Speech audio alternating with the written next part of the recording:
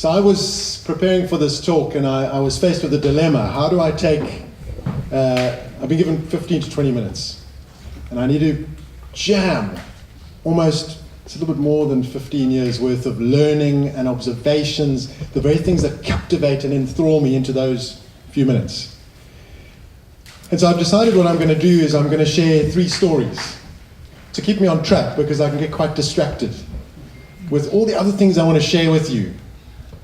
I mean, fundamentally, my focus is about what I believe is going to make human beings truly relevant and successful in the future.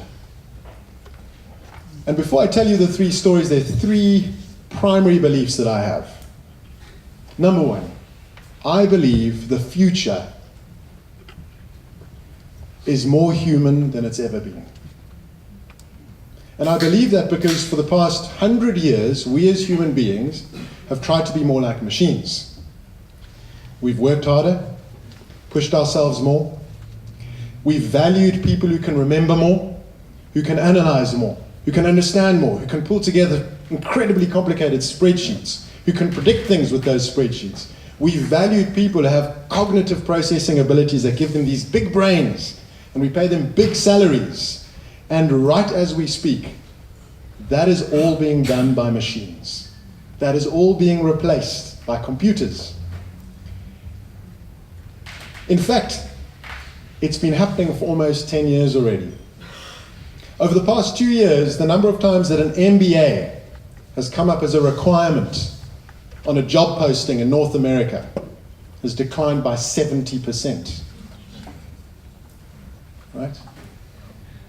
That is no longer the differentiator. It's not about what you know. Right? And I want to share with you through these stories what I think it is that is going to make us thrive, and why I'm most excited about the future. Because in the end, what technology will allow us to be is allow us to win back some time, do meaningful things. Maybe we can cure something, solve something, innovate. But it's also going to give us space to do things like have wars with each other, do things to keep ourselves busy.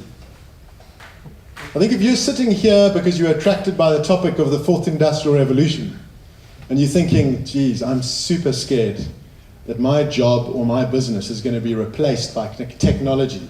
Well, here's my thoughts to you. Firstly, it probably can be. And maybe it should be. So if you're interested to know what it is that could make you more relevant, in a time where you might very well be disrupted to the extent that you're not going to feel comfortable about what's coming next for you in your career, here are 3 stories to help you make sense of it all. And it's a good story. The first is about somebody called Hans Monderman. It's not a Klaus, but he's a Hans. Hans Monderman is Dutch. He was a traffic engineer. In fact, he died about 6-7 years ago. He was a traffic engineer. He was actually a lecturer, a professor in traffic. Fascinating. And Hans Monderman in the 70s used to do something particularly dangerous and risky. He would take his students, herd them across to the nearest highway. He would watch the traffic hurtling by. He would then close his eyes, stretch his arms out, and he'd walk backwards across a busy highway. It's not how he died 6-7 years ago. He did this routinely because he had a theory. The theory was that when you strip away all of the road markings, traffic signals, robots, stop signs, those yellow lines, the yellow whatever lines, the double dotted lines, the triple line with the middle dotted lines that nobody knows what that's for, all of those things, when you strip that away, what we do is we invite a relationship in with another human being that happens to be hurtling towards us in a ton of steel. And he said, when we get ourselves connected, we behave differently. And he didn't just have a theory. He in fact created an entire subculture of traffic engineers that introduced something called shared space. Shared space traffic. And there are numerous towns across Europe that apply shared space traffic. And the idea is that you make everybody have a relationship with each other. And his, I thought, was, I'm sure when people are more connected like this, accidents will go down, we'll have faster flowing traffic. He was astounded at the results, because there's been a 90% on average reduction in road traffic accidents in all towns and villages and small areas that have got shared space traffic. And traffic flows far quicker. So what Hans Mondemann introduced is an essential component of what it is going to be that makes us most relevant in the future, and that is the ability to build relationships. To do the things that make us most human, and things work better. We are much more caring, more responsible. We will think differently about what we're trying to achieve. And one of his famous quotes was, "I'm not trying to change or influence traffic behavior. I'm just trying to influence social behavior." So relationships and seeing somebody eye to eye, it's baked into our deepest DNA. It's in fact the very reason why our brains are the size that they are.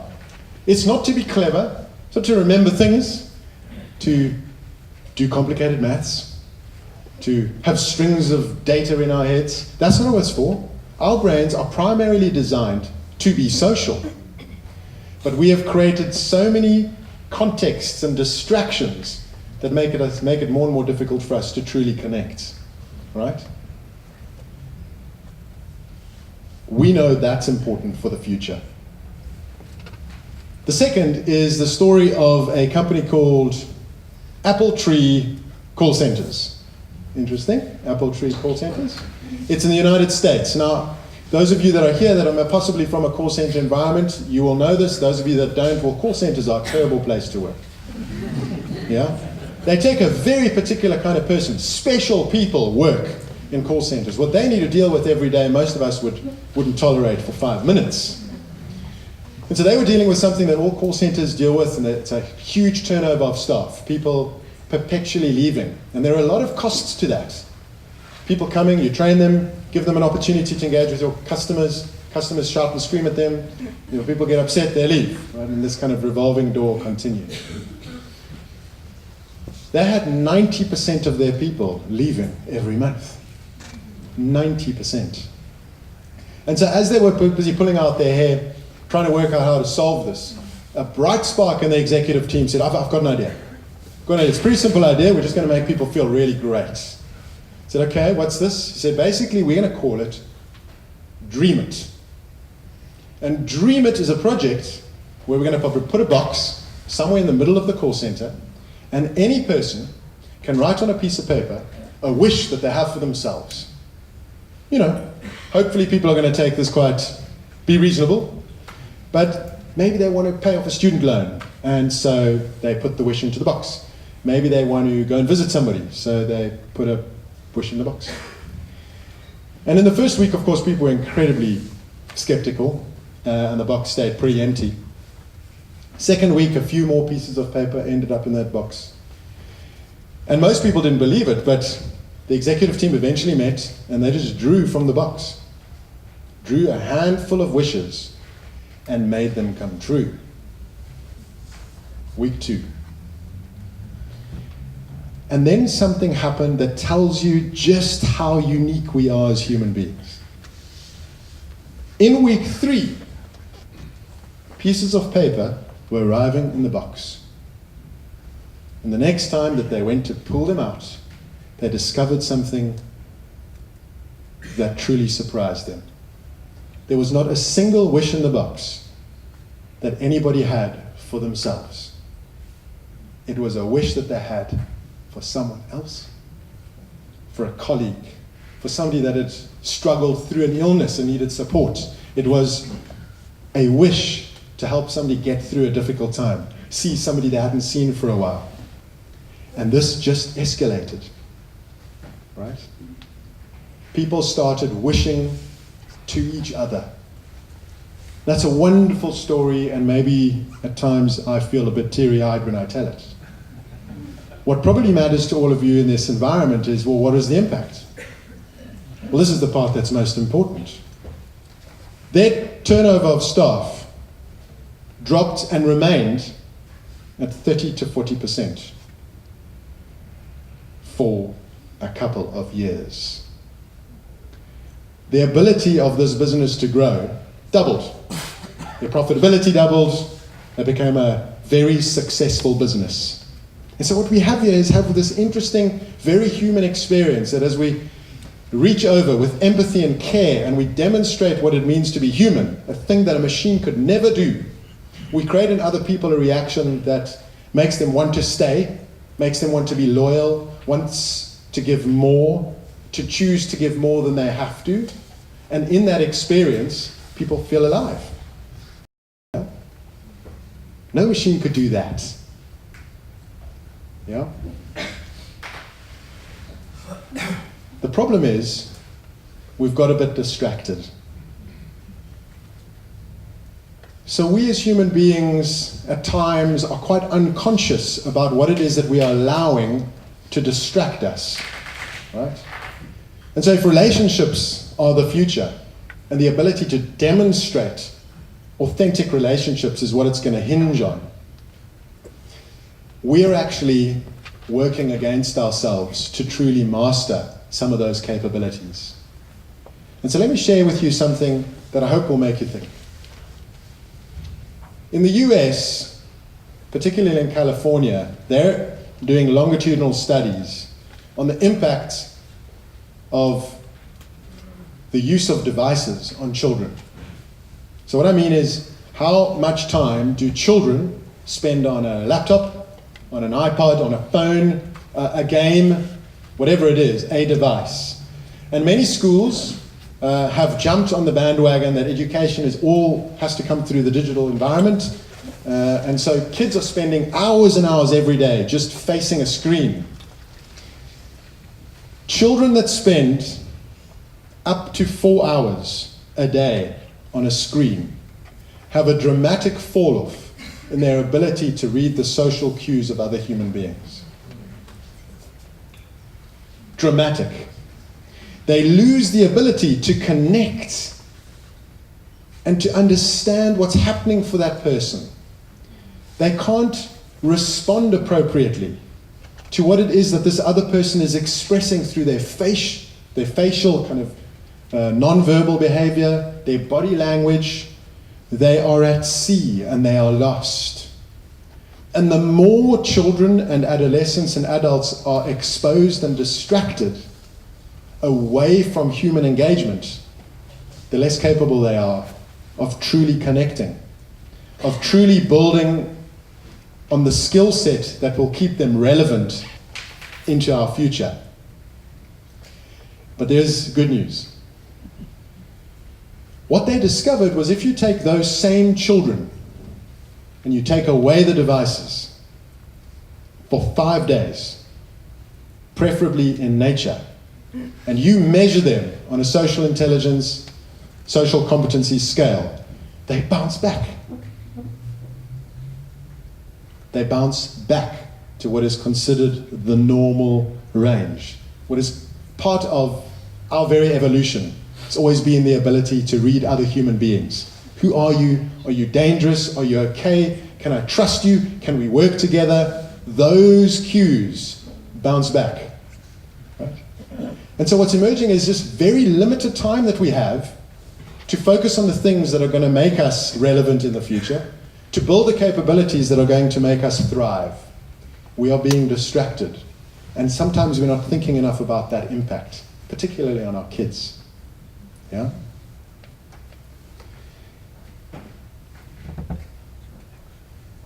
So the future is going to require different kinds of skills.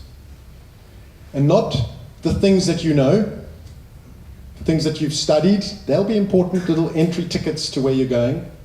But actually, it's who you are. It's the person that you are. It's how authentic and real you are. And to put it into context, a final story that I'm sneaking in at the last minute. If you look at the global surveys on key talent and what is going to be required over the next 15 years. There are lots of projections that are made all the time. There's a whole range of interesting capabilities that come up at the top. Number one, are you able to build a relationship? Okay? Are you able to build multiple relationships with people that are different to you? Can you build and leverage a diverse team? Key capability. Are you comfortable in uncertainty? Or are you always seeking a black and white answer? How well do you do in the gray? Can you navigate ambiguity? What we know for sure is those capabilities we do better with other people rather than on our own, right? Those are things that are very, very social. And Google, because I have to bring in like a tech thing here just to make you all believe me. So Google knew this and started working on this a decade ago because they've been watching the trends. 2007, sharp drop-off in number of production-related jobs in the US. 2.7 million jobs lost over the past 10 years. 4.8 million service-related relational jobs introduced into the economy. A global phenomenon, it's not going away. All built on relationships. They picked this up. And so you know what they did? They went down into their canteen at the Googleplex, and they had a look at the queue for the food. Amazing food, you can imagine everything there. All types of people, all kinds of diets. And they went over to the service provider and said, I'm sorry, we've actually got to have a sit down, we're going to talk to you because we've got a problem. I said, what's wrong? We have a problem with the fact that your service is so fast. I said, what? I mean, I don't understand. Productivity, fast, get them up to the desk, working. No, it's too fast. So here's a few things we need you to do. Number one, we need you to slow down. Okay? We need you to slow down appreciably because we will hope that if people are standing in a queue, they might start to talk to each other. And we know people are creatures of habit. So hopefully, the same people are going to arrive at the same time to have the same kind of food. And maybe after day 3, they'll get a bit uncomfortable with the fact that they recognize each other and they might say hi. These are all kind of nerdy, geeky types. Like, just ignore me, I've got a hoodie, I've got things in my ears. I don't want to talk to you, I just want my vegan burger, I'm off. And then they're like, whoa, hi. And then it happens again and again. I said, okay, and another thing, don't like this whole idea of like bar stool tables, like one table, one chair. Get rid of it, please. We want long tables. Long tables and very thin. Very thin. Okay, because we want people, when they put their plate down, to bump the other person's plate. Okay, we just want them to kind of go, I'm so sorry. And then get rid of the chairs. We want benches. Long benches.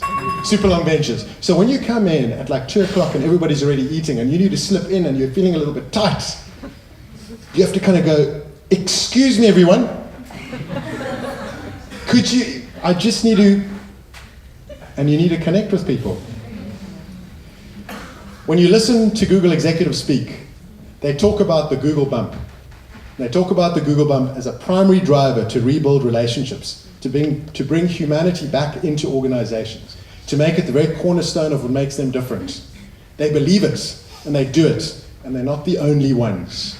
And so in the end, I think we're in for the most exciting time of our lives. I think that when we can rest in our hearts, the things that make us human will be able to shine out through and with others. We could do the most remarkable things. And I hope that that makes you feel a little bit excited about what's coming. Thank you very much.